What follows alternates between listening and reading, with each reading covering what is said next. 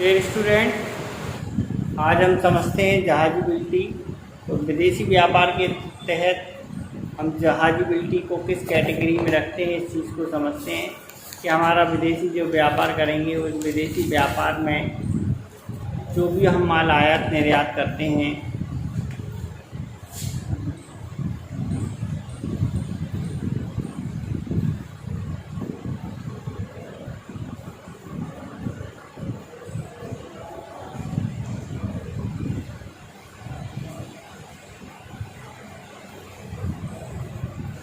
तो आयात निर्यात व्यापार में हम समझते हैं जहाज़िबिलिटी किस प्रकार से काम में आती है और जहाज़िबिलिटी होती क्या है और क्यों बनाई जाती है और क्या क्या किन किन चीज़ों का उल्लेख रहता है और किस रूप में उस जहाज़िबिलिटी का प्रयोग करते हैं।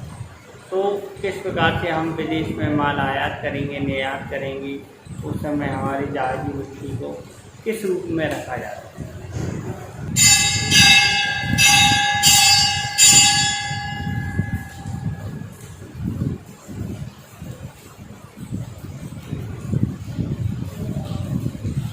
जब कम मात्रा में माल को भेजना होता है और जहाज़ से माल भेजा जाता है दूसरे देश को या आयातकर्ता को माल भेजा जाता है, तो उस वाली कंडीशन में ये बात मुख्य होती है कि जो भी हम माल भेज रहे हैं वो गंतव्य स्थान पर पहुँचे। तो जहाज़िबिलिटी का हमारा ये है, जब हम सामान्य जहाज़ के माध्यम से दूसरे देश को माल भेजते हैं तो उस उपलक्ष्य में एक निःशुल्क फॉर्म आता है, उस कप्तान की रसीद के साथ एक जहाज़िबिलिटी का निःशुल्क फॉर्म भर के जमा करना होता है और ये निर्यात एजेंट एक छपा हुआ फॉर्म लेके उसे प्राप्त करेगा और 3 प्रतिलिपियाँ होंगी और कप्तान की रसीद के साथ कंपनी जो जहाज़ी कंपनी है उसके कार्यालय में इसे देना होगा। उस रसीद के साथ इसे रख के फॉर्म उस पर हस्ताक्षर करने होंगे कि हमने जहाज़ पर इतना इतना माल लादा है, इतना माल पहुंचाया है।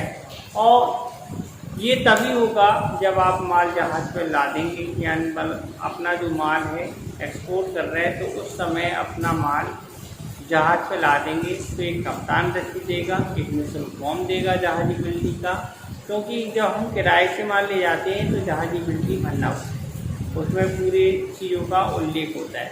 तो जहाज़िबिलिटी में माल के संबंध में समस्त बातों का उल्लेख होता है जिससे कि हमें माल की पूरी तरह की जानकारी प्राप्त हो जाए। तो कौन कौन सी बातें हैं? सबसे पहले माल भेजने वाले का नाम, माल भेजने वाले का नाम, कौन व्यक्ति माल भेज रहा है उसका उल्लेख जहाज़िबिलिटी में किया जाता है। माल लादने का स्थान और दिनांक, दूसरा कब माल लादा गया, कहाँ पे लादा गया और कौन सी तारीख में लादा गया। ये सारी चीज़ों को हमें बहुत अति आवश्यक होता है कि किस बंदरगाह से भेजा है,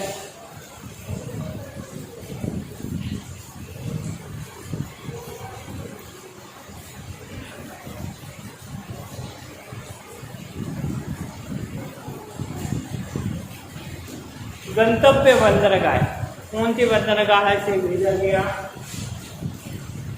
ठीक है, उसका भी नाम, किस बंदरगाह से माल भेजा गया और किस बंदरगाह को भेजा गया, ठीक है, माल का पूरा विवरण, कंप्लीट विवरण,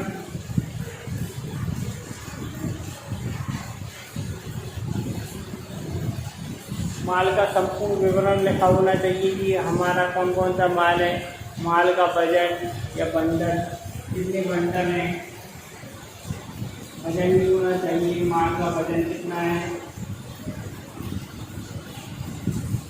बंडल कितने हैं, कितने कार्टून है, कितने पैकिंग की है, ये सारी कितनी पेटियां हैं, उन सबको का उल्लेख होना चाहिए। कंप्रेशन और पैकिंग भी इस तरह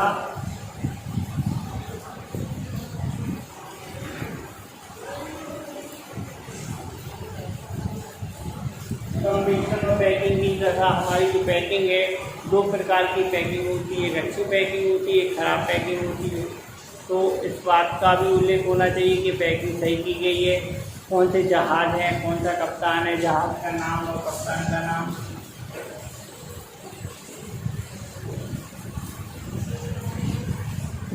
और कप्तान का नाम।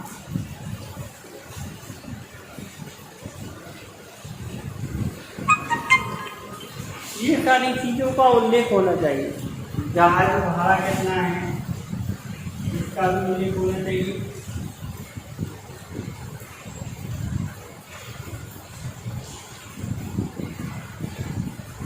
जहाजी भाड़ा, ये सारी चीज़ें उल्लेख होने के बाद हमने भाड़ा चुकाया कि नहीं चुकाया, कि बाद में चुकाया जाएगा। तो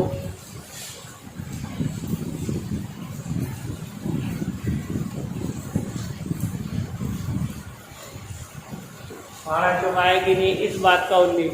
तो ये सारी चीज़ों का उल्लेख आपके जहाजी बिल्टी में किया जाता है। जहाजी बिल्टी में इन समस्त बातों का उल्लेख किया जाता है। तो इन समस्त बातों का उल्लेख होने से हमें माल के बारे में पूर्ण विवरण और पूर्ण जानकारी प्राप्त हो जाती है।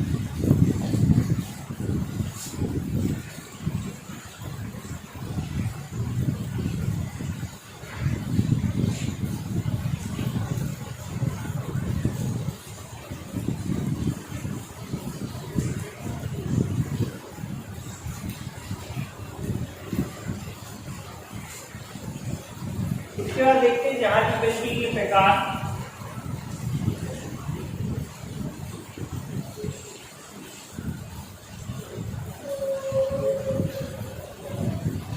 जहाजी बिल्टी कितने प्रकार की होती है? जहाजी बिल्टी के प्रकार, जहाजी बिल्टी दो प्रकार की होती है। एक बाहर जहाजी बिल्टी,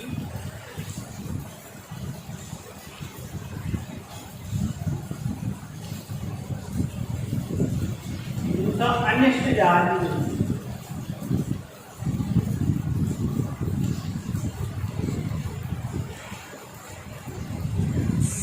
बाहर जहाजी बिल्टी ऐसी बिल्टी होती है जिस जहाजी बिल्टी को वहाँ प्रस्तुत किया जाता है, प्रस्तुत करेगा, जो कि एक कॉपी प्रस्तुत करेगा, तो कोई व्यक्ति इससे माल ले जा सकता है। कोई XYZ, कोई भी चपरासी आएगा, बिल्टी लेके आएगा, उसको माल की सुपुर्दगी की जाती है। तो वाहक जहाजी बिल्टी परकाम प्लेट की तरह, अर्ध परकाम प्लेट की तरह काम करती है। तो जिस प्रकार से वाहक में बंद होता है, इसी प्रकार से वाहक जहाजी बिल्टी भी होती है। और यह बिल्टी कोई भी व्यक्ति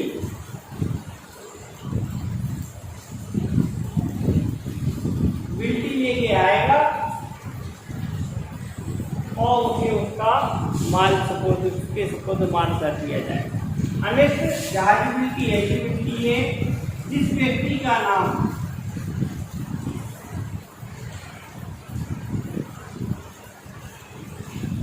जहाजी बिल्टी में लिखा रहेगा।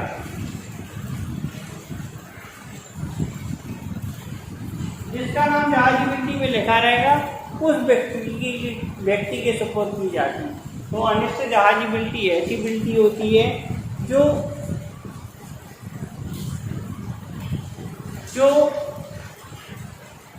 किसी भी व्यक्ति के नाम या निर्दिष्ट व्यक्ति के नाम, या निर्दिष्ट व्यक्ति भी कह सकते हैं,